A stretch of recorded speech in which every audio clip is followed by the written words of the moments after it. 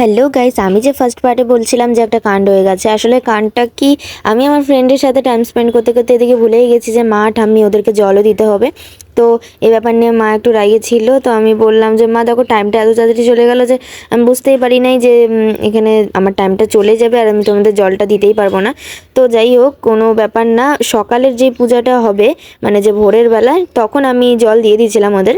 তো যাই হোক, তারপরে আমরা সবাই মিলে একটু সেলফি বাগেরা তুললাম। তো এখানে সন্ধ্যাবেলার পূজাটা হয়ে গেছে, এখন যাচ্ছি বাড়িতে ওই আমার ফেভারিট গাড়িটা করে। তো এবার আমরা আবার আসবো পরের দিনের ভোরবেলায়। আর বাড়িতে এসে আমরা সবাই মিলে যা নাচ দিচ্ছি, বাপ রে বাপ। অন্যবার আমি ড্রেস চেঞ্জ করিনি, কিন্তু এবার ভাবলাম যে এত সুন্দর করে মানে সাজাগোজা আছে আর আমি তো ভিজিও নাই এবার অন্যবারের মতন। তো ভাবলাম যে ঠিকই আছে, তাহলে আমি এই ড্রেসটা পরেই ডান্স করে নিই, একটু সুন্দরও তো লাগতে হবে না।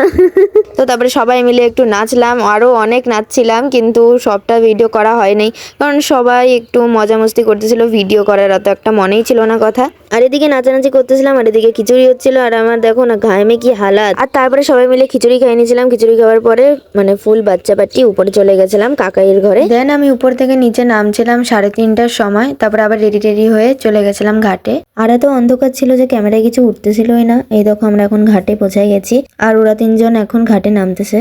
আর এবার হয়তো তোমরা নোটিস করছো যে ঠান্ডা পড়ার আগেই সব ফেস্টিভ্যালগুলো চলেই গেল। অন্যবার ছট পূজায় তার ঠান্ডা থাকে, এবার অনেকটা কম ছিল। আর তারপর যখন হালকা হালকা আলো হওয়া শুরু হলো, তখন আমি এই যে নদীতে নামলাম আর অল্প একটু ক্লিপ নিয়ে রাখছি। নদীতে অনেকক্ষণ ছিলাম আর আমি পুরা ভিজে গেছিলাম। তারপরে যখন পুরা আলো হয়ে গেল তখন আমি নদীর থেকে উঠে গেছি। আর এই যে ফান্টুকে নিয়ে একটু পাপা গেছিলো, নদীতে নামলো।